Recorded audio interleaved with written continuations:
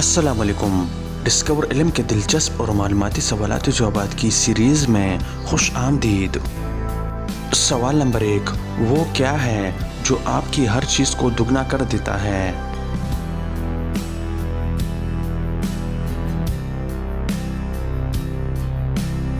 सही जवाब है शीशा। सवाल नंबर 2, कागज़ खाने वाली वो कौन सी मशीन है जिसे हर कोई कागज़ खिलाता है?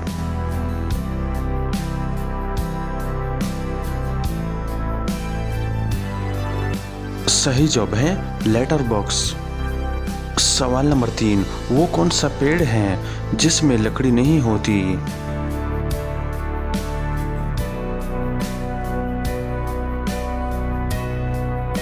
सही जवाब है केले का पेड़।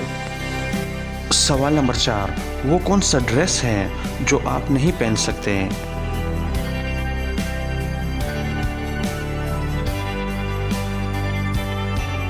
सही जवाब है एड्रेस। सवाल नंबर 5, वो क्या है जिसका अगला हिस्सा अल्लाह ताला का बनाया हुआ है और पिछला हिस्सा इंसान का?